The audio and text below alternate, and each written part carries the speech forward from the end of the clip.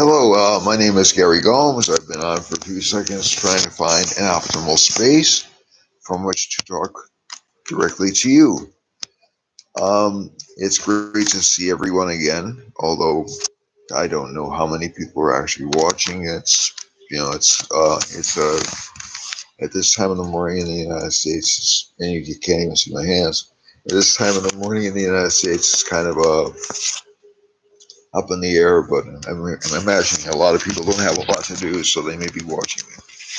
All right, so right now I want to talk about a few things. Uh, we have um, a fairly unprecedented situation, in the United States and around the world. Obviously, this isn't just a United States problem. This is a global problem. So we have a large pandemic.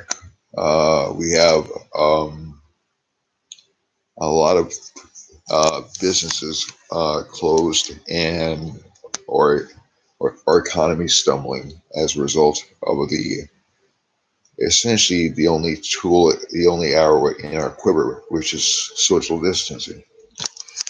So essentially, if we can look at and we're going to look at this from the astrological perspective, not political, not medical, not you know, um, I'm not I'm not a medical expert.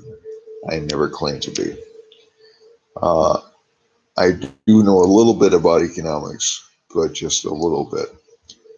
And I do know a little bit about media, but just a little bit. Okay, so I'm not proclaiming to be an expert on those particular fields. The major thing to keep in mind, we have um, so I'm coming to you right now. We're in a full moon period. We're not quite at completely full, but I'll just lay out the chart for you right now. We have the sun in Aries as I'm talking with you from my location.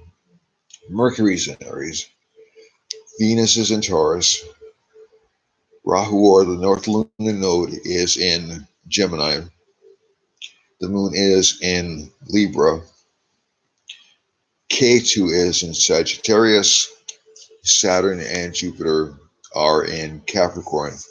And Mars is in Aquarius. For those of you who use the outer planets, I personally don't, because I find them not to upset my colleagues who use them. I find them redundant when I'm reviewing a Vedic chart, because I see a lot of the same information from Rahu and Ketu that I get from the nodes. So that's why I opt not to use them. Plus, in the traditional texts in Vedic astrology, we don't have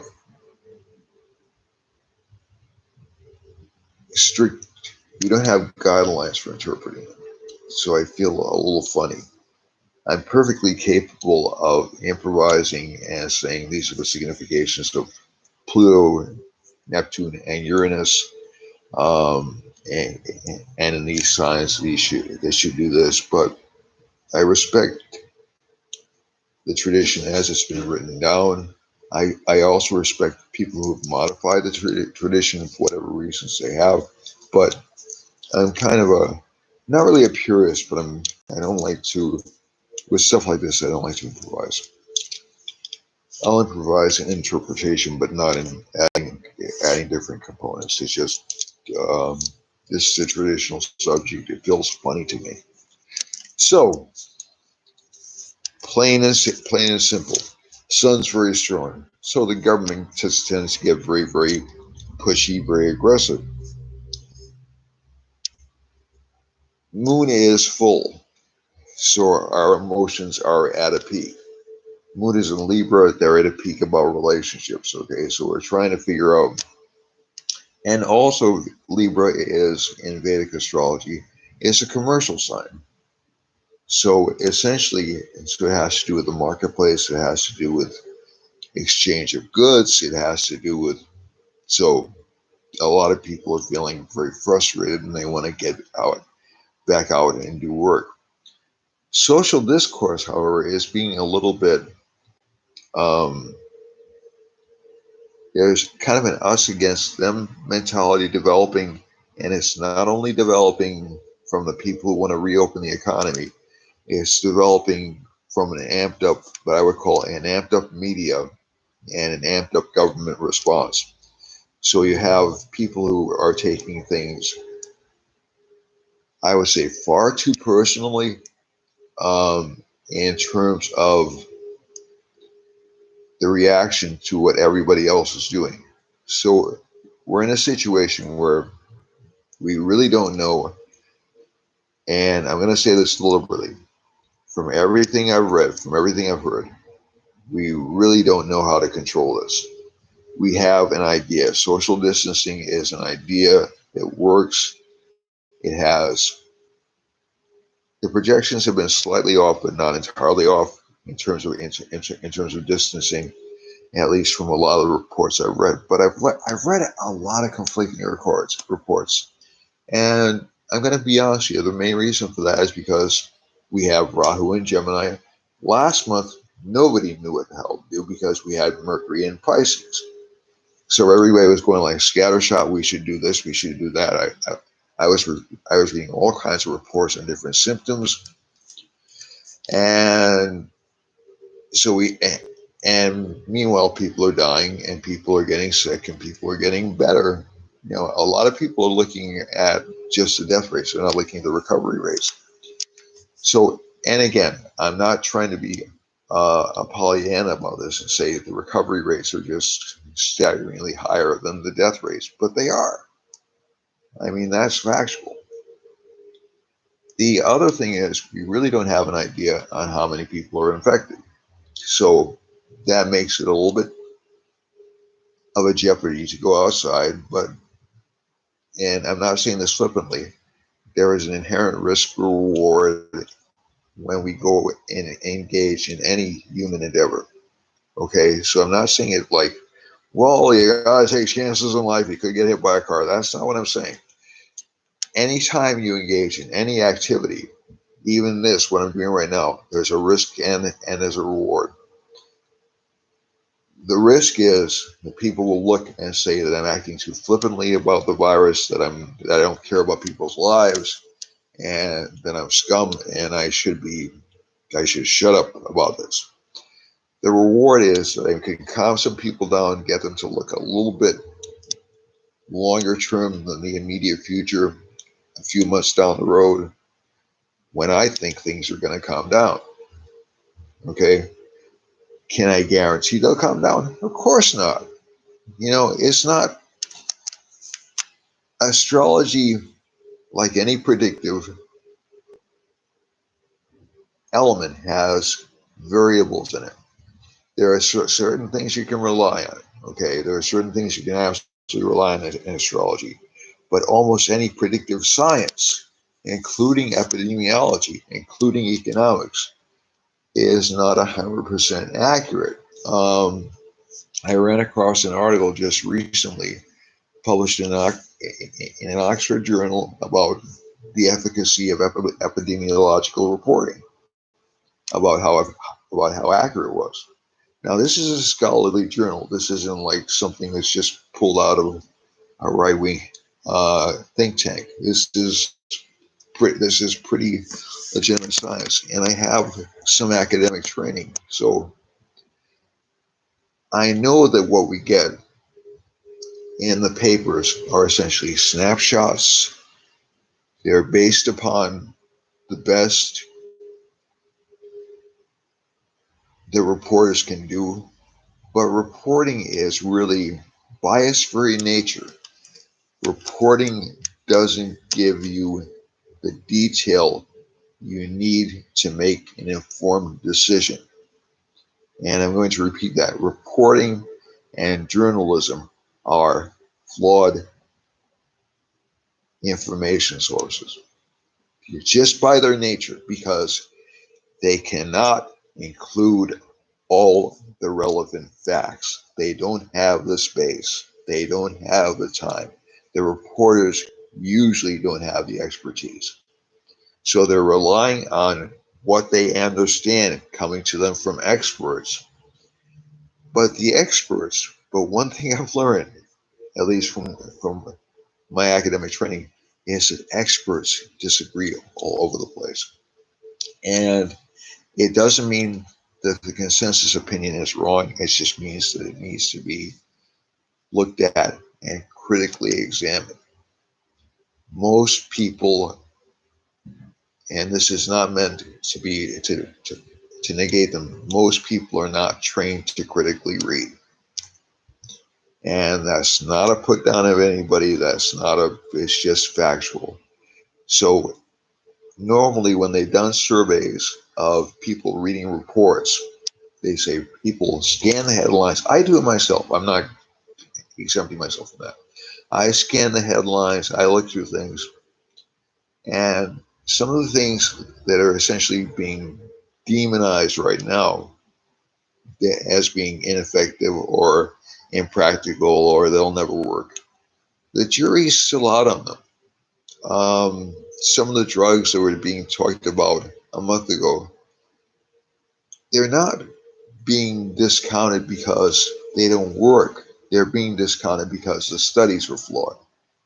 And they have to get accurate studies on these drugs in order to make sure they'll work as they say they can. So what happened was the scientists took the studies, they set it up, they didn't build in all the correct safeguards that you're supposed to do in science. So they got knocked out academically.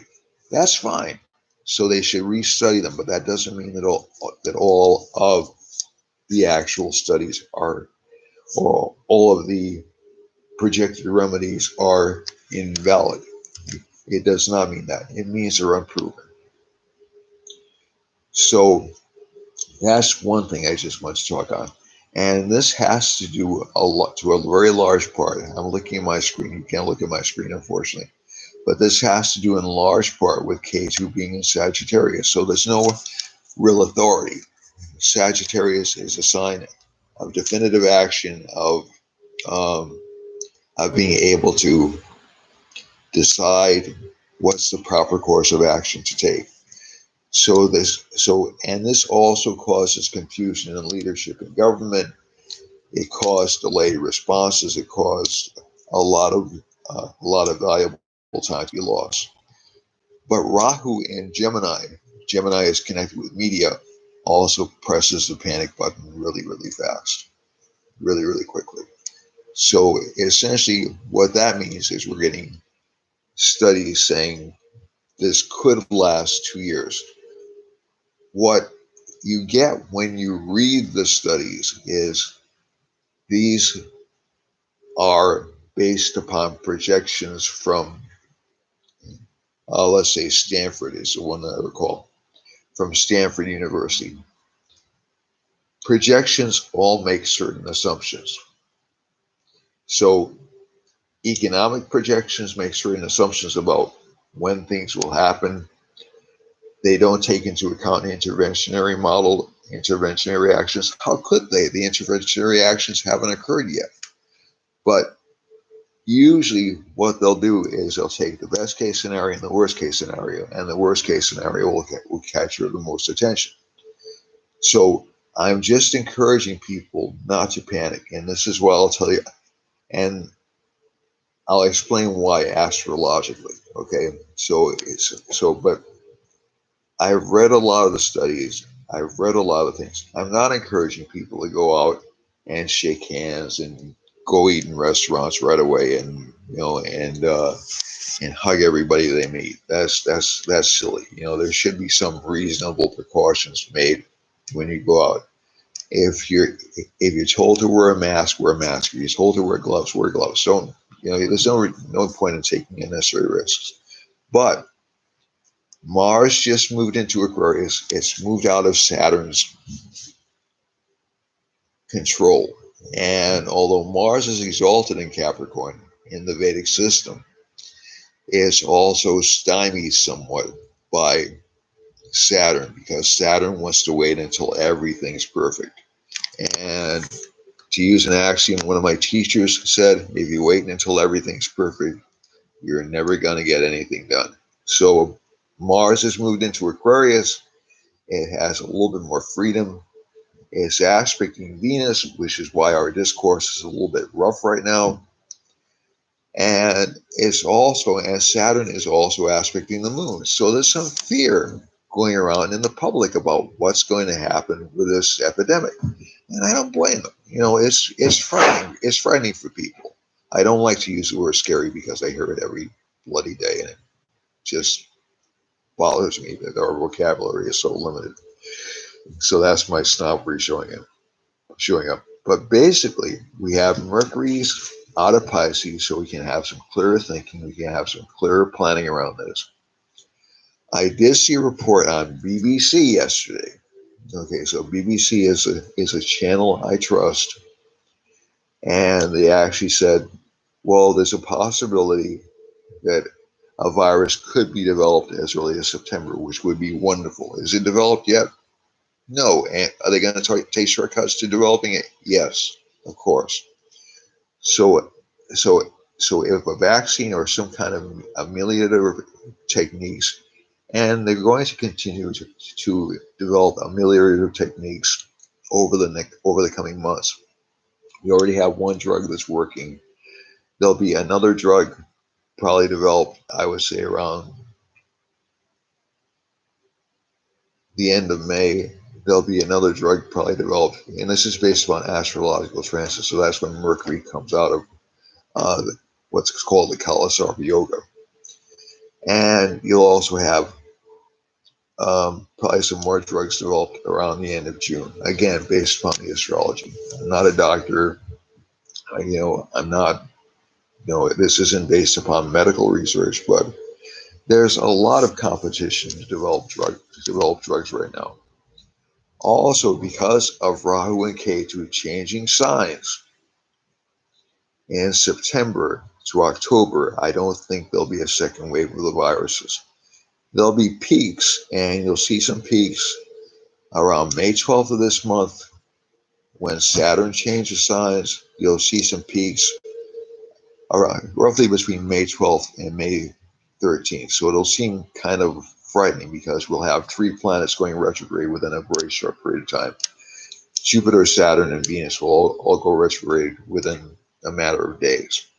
So that'll seem like a setback, but it'll also give us time to develop and study and figure out arcs and where the disease is traveling. It'll also allow economies to come back, but they probably won't fully come back until late June, when Jupiter finally goes back into Sagittarius where it's more comfortable. And I think you'll actually start to see a bit of an economic recovery from June until September, from June through November, excuse me.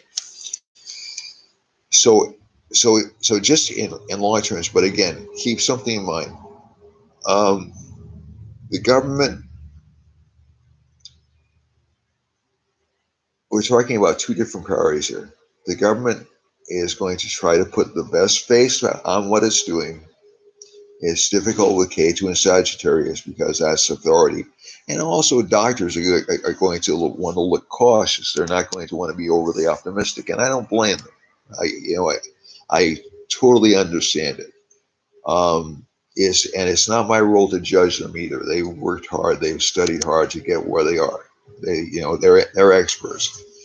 But with the K2 transit into Scorpio and the Rahu transit into Taurus, I don't think we're going to see a second wave the way a second wave is being spoken about, and that is a worse wave, because I think we will have developed ameliorative treatments before that particular transit occurs. Excuse me. And also, we'll have a little bit more government control, especially in October.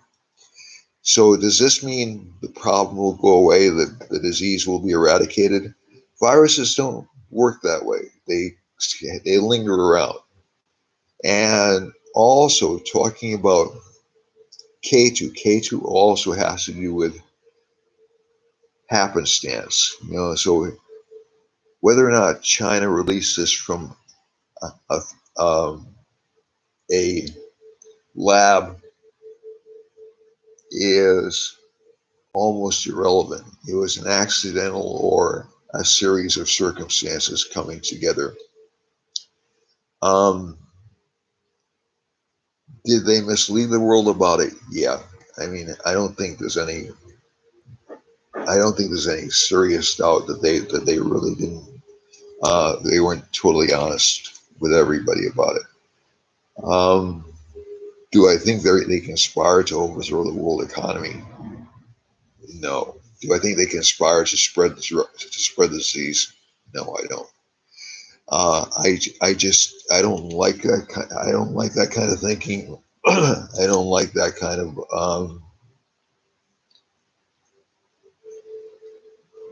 of paranoia. To be honest with you, I don't feel comfortable with it. So that's my personality. If people want to come up with all kinds of conspiracy theories, so this is a way for Bill Gates to take over the world or something like that, that's okay with me. But I I, I find that at this particular point in time, it's kind of useless.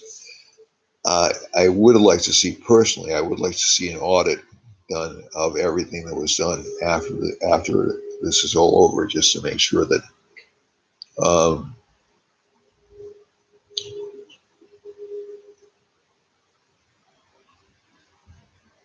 that the interventions were handled properly, so we can learn from it. Okay, so we know certain things could have been done earlier, but I still feel that's kind of Monday morning quarterbacking. And if we're talking about our intelligence agencies giving us information, our intelligence agencies also gave us information that was really, really wrong in the past. And I'm not going to go into examples, but basically they did. And anybody who doesn't think they did, I don't know what they've been smoking, and can they please send me some? The other thing, I'm sorry, I don't want to be a wise guy in this. The so the basic thing of it is, yes, be cautious,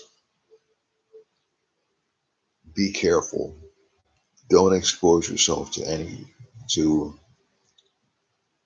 unnecessary risk. Does the economy have to reopen? Doesn't have to, but our quality of life will be horrible if we don't, and it'll be horrible for at least a couple of years. So I just think that it's going to happen anyway, um, because I'm seeing signs of people around me and people from different parts of the world who are just getting really, really um, caged. And I think we're going to have more domestic problems if we don't reopen the economy than if we do.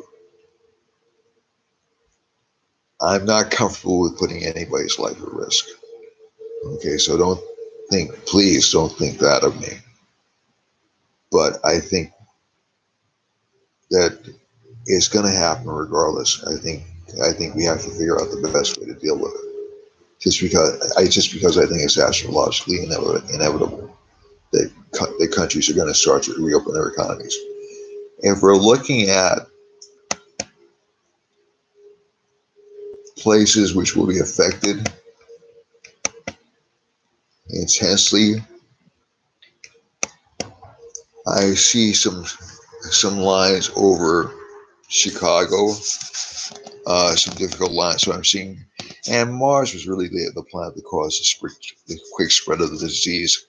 Rudimentarily, in astrology, Mars acts the fastest of any planet, and you'll see quick reopenings with Aquarius, with Mars and Aquarius as well. So you saw a quick spread when Mars was in Sagittarius with Saturn and Jupiter, and you'll see, or actually with Mars with Jupiter, and you'll see a quick reopening of businesses with Mars in Aquarius. And you will see a spike in diseases, to be quite honest. But I don't think we're going to see as many fatalities as people think we are, and I don't think we're going to see as much social catastrophe as if they were to stay closed. So the difficult places right now look to be off the coast of New York or off the coast of New England, and down in Brazil. So Brazil is going to get kind of hard hit. So I think you're going to see a rapid spread in Brazil. There's a Saturn line going right through Michigan and down into Louisiana. So, and also down to Central America. So those were hot spots in the chart. England has just reported its biggest increase, and I think it's second after the United States in total deaths right now. But you'll also see some problems, some definite. But England looks, yeah, it looks like it's going to fade pretty quickly to me. England and France. France is in a little bit more trouble than England immediately. Spain is actually sort of like passing its high point, it looks like from the chart. Sun and Mercury are together over Norway, Sweden. Those two countries aren't going to be all that strongly affected. You will see an increase in Africa, especially in the Sudan and down through Central Africa.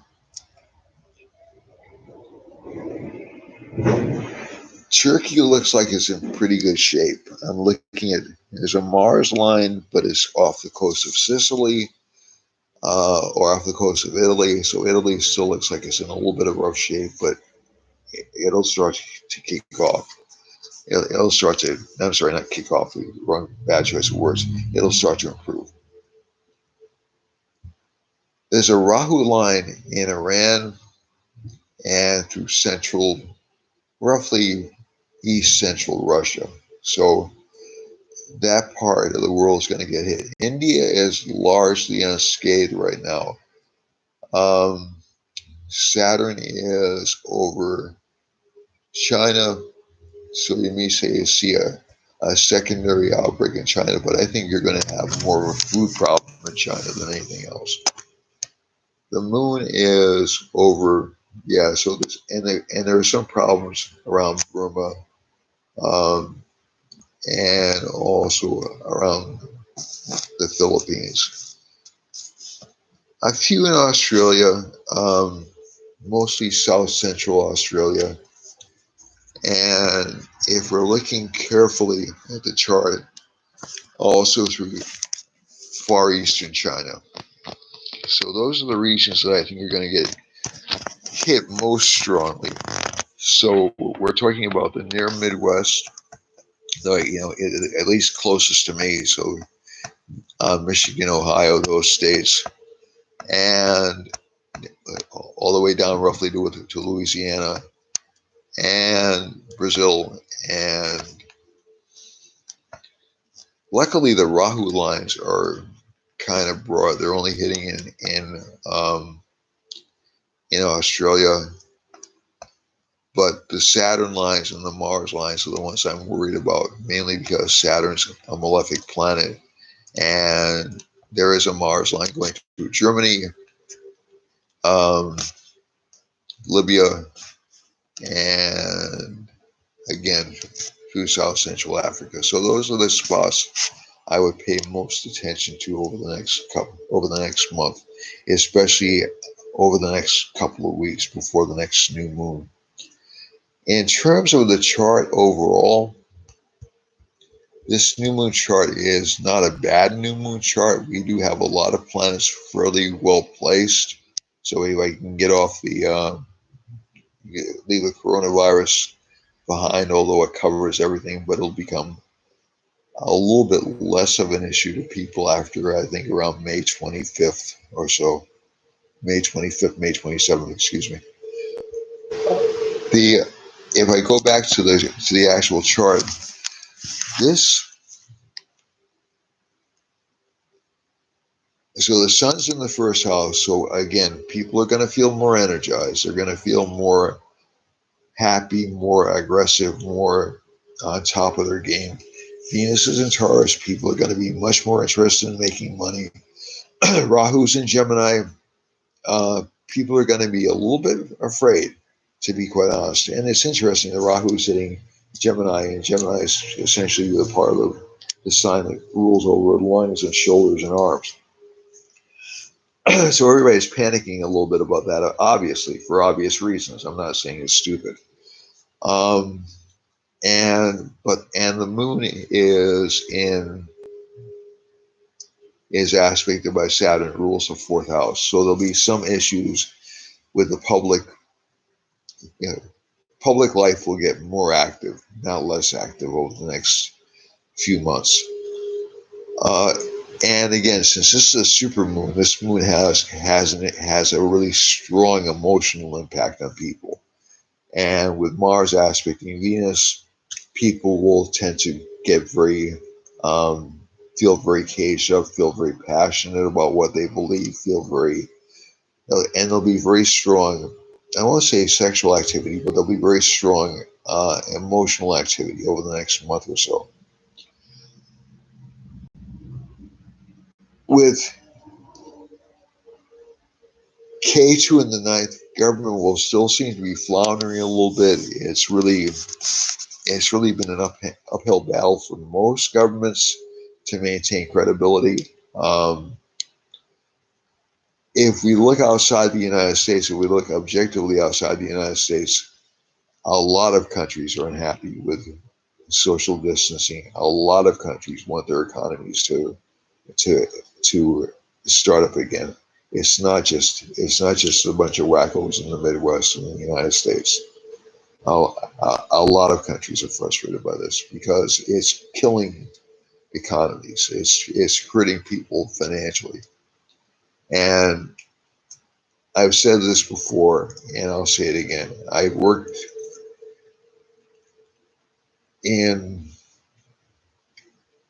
for many years. I worked to help train people in jobs. I worked to help people get jobs. Massive unemployment is a health care crisis in and of itself. So we have that combined with a serious pandemic. It's really going to be quite devastating. So there has to be, I think there has to be some way to combine the two, and it's going to be really messy, and it's really not, and nobody's going to be happy about it, and we're just going to have to put up with some discomfort for the next couple of months as things sort of slowly grind back to some semblance of normalcy. The other thing is, but I also think the economy will snap back much more quickly than people think it will. I'm just looking at Jupiter going into Sagittarius. That's a really optimistic sign. Jupiter will be retrograde and make us a little bit overly optimistic, perhaps, but it should spur a lot of economic activity. The other thing is Saturn retrograde tends to forgive debts. So Saturn in that sign will actually help businesses. It will help people by keeping the wolf away from the door in very large part. And I think you'll start to see some changes. Like I said, it'll be rocky for the next month and a half, roughly. And then you'll start to see more opening up around the end of May and more opening up around the end of June.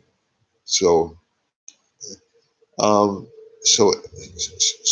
think so. I'm not even talking about death rates or anything like that. I'm just staying away from that.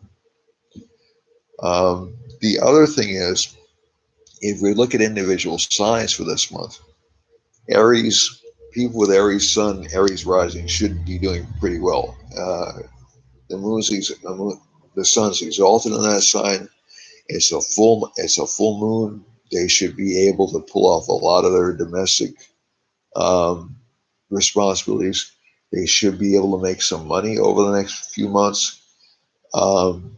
it looks basically good. Career life looks actually pretty stellar for them, except for Jupiter, which will make them work harder than they normally would. So Jupiter's a little bit weak over the next few weeks.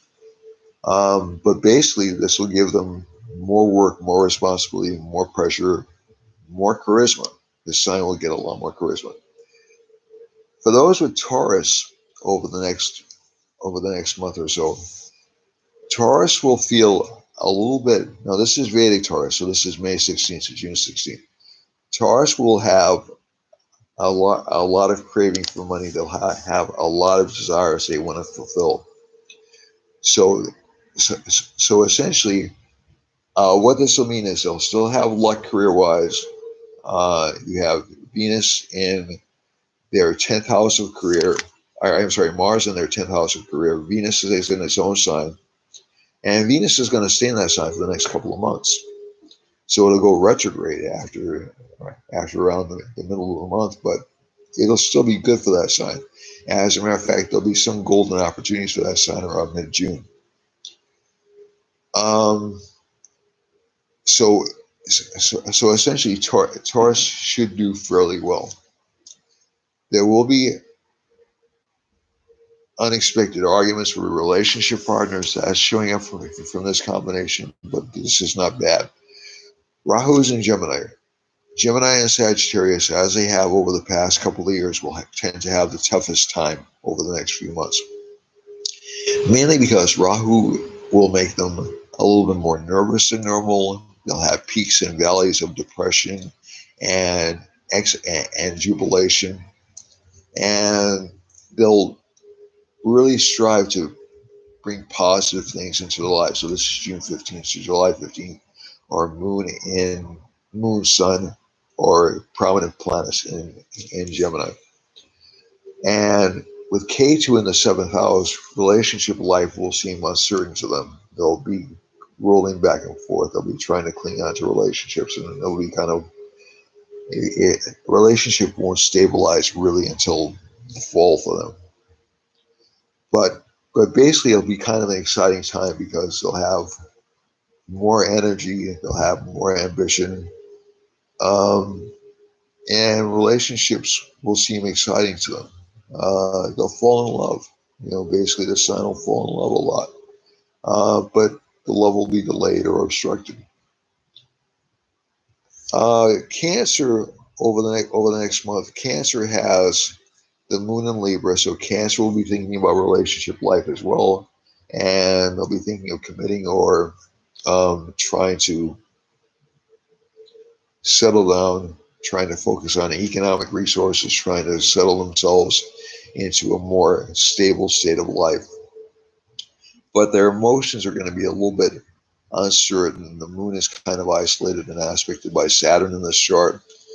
But this sign will also develop a great deal of charisma over the next couple of months. So that's a plus.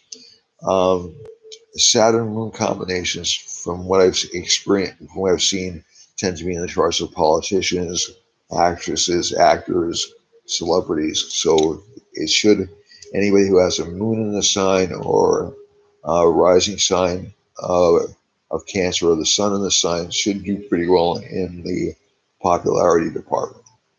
They'll be remembered, they'll be praised, they'll be liked. With Leo has a little bit of uncertainty over his goals. So this is August 15th to September 15th. This is in Western Leo, August 15th, September 15th. And they'll have variable goals, but they'll also have more propensity towards losing energy just because of Saturn being in the 6th house. But they'll also have a lot of ambition. Relationship life will be a little bit tough for them. There'll be more fights than normal, more disagreements, more separations from partners. But career life looks good. Financial life looks very good for them. And they'll be able to make contact with famous people or with unusual people as well. For Virgo's sun is September 15th to October 15th in Vedic astrology. And the moon's in the second house, so that's good. So they'll be popular. They'll have a lot of money coming in. They'll have to work very hard for it, but they'll have a lot of money coming in. The Lord of the second house is in the ninth of the sign, so that's going to be good over the next month for them as well. So they'll have more popularity and more media exposure.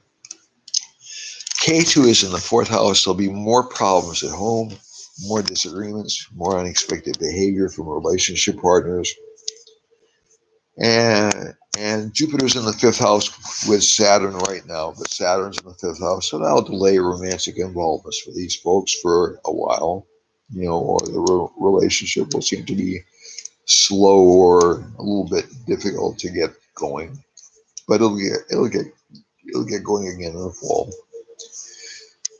For Libra rising, this actually looks like a fairly good month, almost comparable to Aries because Aries is the opposite sign for Libra. So this is people between October 15th and November 15th, or people with Libra rising or Libra moon. They'll actually have a pretty good month. They'll actually have unexpected boosts in reputation because of Rahu in the ninth house. They'll have unexpected or surprising inflows of money from Venus in the eighth house. They'll have strong attachment to relationship partners, although relationship partners will tend to dominate the sign because of the sun being exalted in the seventh house in this sign. K2 itself is in the third house, so they'll have a lot of ambition. Again, not really happy about home, more interested in passionate relationships, but they'll have to wait for just a little while. And so relationship life will be a little bit strained for them, but they'll get a lot done this month. And they'll actually start to develop powerful partnerships with people in authority. So that's a good thing. Mars is ruler of Scorpio. Mars is in the fourth house in this chart. So this is November 15th to December 15th. And this particular sign will have a lot of arguments at home, a lot of dissatisfaction in relationship life, especially over the next couple of months. But they'll also have a lot of ambition, a lot of career ambition, but a lot of confusion over where they want to go in life. And there'll be also some economic pressure on them until the end of June. The major things to keep in mind with this sign is Mars and Mars aspects Venus. There will be a temptation to they'll remain loyal to their relationship partners, but they'll have a lot of temptations thrown their way. If I'm honest, this isn't a cheating combination, but it is a combination. They'll stay loyal, but they'll get a lot of temptations thrown at them. For Sagittarius has had a rotten kind of 3 years, but it's actually starting to clear out. They'll be in better shape in the fall, much better shape in the fall, and actually even in better shape in June because you'll actually have Jupiter in Sagittarius only with K2 after June 30th. So that's going to be positive for this sign. They'll start to feel more optimistic. They'll still be a little bit dissatisfied with relationship life, but some people who got hit with divorces or divorce proceedings will start to see some more hope. They'll start to see some more opportunities coming their way over the next few months, especially from June onward. Financially, things will be a little bit tight for them, but their ambition will be strong, and they'll also have good financial luck from past efforts. So this doesn't look too bad, but they will find it difficult to please relationship partners, to be truthful. The next sign is Capricorn. Saturn's in Capricorn. It's a hardworking sign to begin with. Saturn in the first house is very strong. It gets helped out by Jupiter a little bit over the next month or so. And Saturn in Capricorn will make people with this particular sun sign, which is from January 15th to February 15th, it'll make them more in control, more disciplined, more active. Mars will be in the second house. They'll be more ready to and willing to bark out orders or get angry if their will isn't being followed. Jupiter in the 12th, they'll be happier spending money. Mercury will be in the fourth house with the sun. they should actually have more control over home life than they normally do. And so this is not a bad sign. It's a little bit mixed for Capricorn, but basically this is not a bad time for them. It's just really they're going to be almost um, needing to be in charge for a little while. The same with Aries, to be honest. So we go to Aquarius. Aquarius has Mars in it. Mars in Aquarius gives a much needed boost to the sign. It's been under pressure from Saturn for a long time, for the past couple of years, and it will give the sign a lot more energy in career matters, a lot more ambition, a lot more focus, a lot more attention to detail. Also, the Sun is in the third house, and Venus is in the fourth house, so they get support from home. They'll want things um, to happen for them very quickly, and they will. But in terms of romantic involvements, I'd encourage them to be careful because they'll fall in love with people who are not easy to please, not easy to get along with. And also, some of their friends may prove to be a little bit critical or difficult with them. Saturn's going to be in the 12th house, so they're probably going to take a little bit of a back seat, emotionally get a little bit more reflective or a little bit more meditative during this particular period of time. So this is over the next month or so, actually over the next 2 months. And I'm going to put another broadcast out before too long, but I just want to get this in for today. Pisces has no planets in it. This is going to be, this is really March 15th to April 15th. And essentially, there'll still be some distress in home life, some confusion over career life because of K2 being in the 10th house. But career life will actually expand in the summer months. So between roughly June and September, they'll get a chance. And when the fall comes around, K2 will enter the ninth house. They'll have critical supervisors, but they'll also have more opportunities for education. They'll also have more opportunities for romance over the next couple of months, especially when Venus moves into Rahu in June. So I think you're going to see some relatively positive trends. It is a difficult month, especially from May through the end of the month, and that's why I want to focus on that. But there are certain positive things going on. We've had a Kala Sarpa Yoga. I just want to mention this in passing, but it's an important thing. We've had a Kala Sarpa Yoga for the past few months. That tends to restrict activity. People feel caged in. They feel like they can't do anything. That'll go away because the Kala Sarpa Yoga will end around the end of May. So when Mercury passes by Rahu.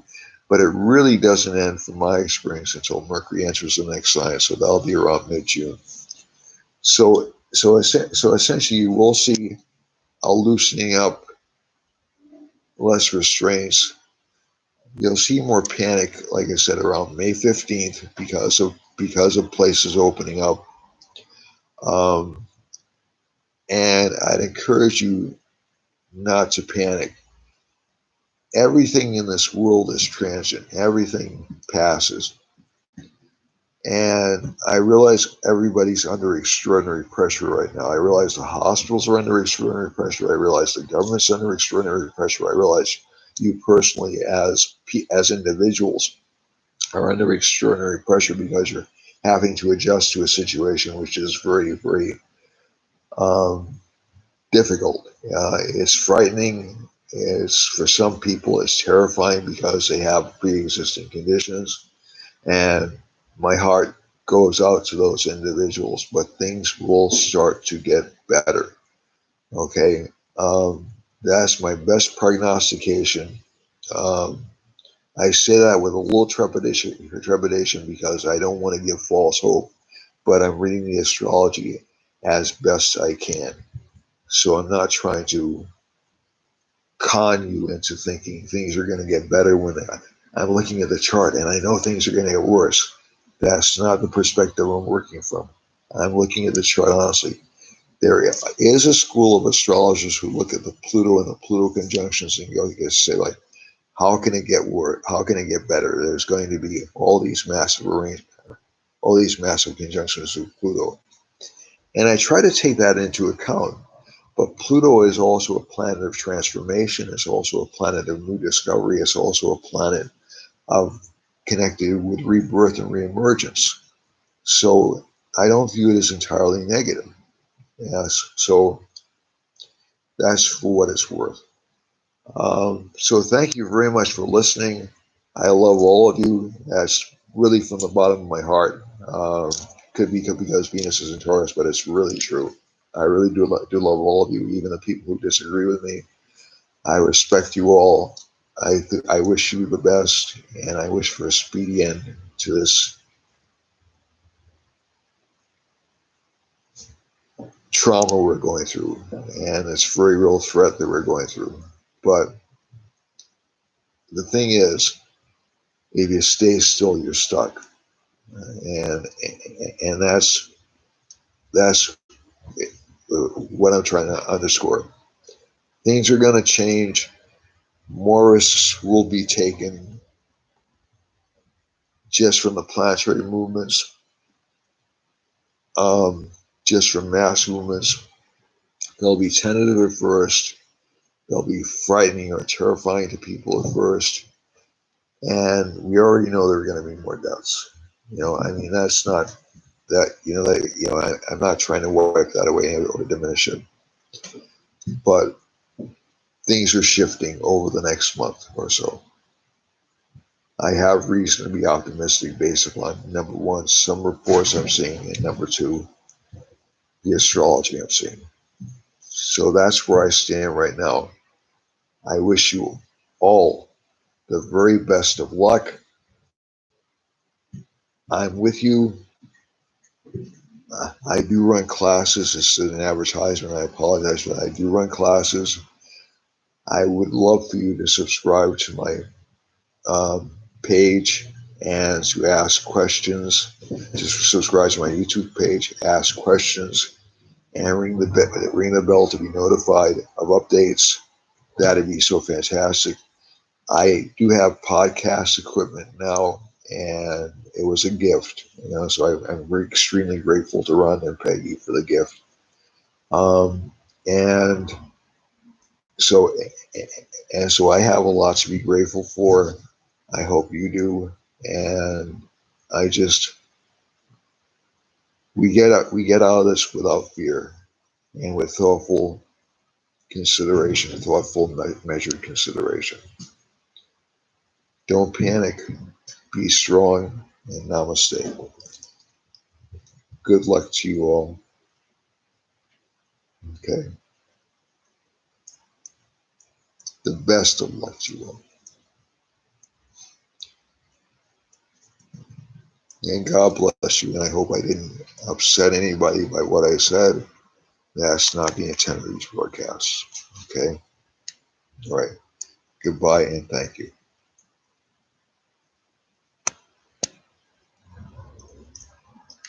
I'll be back.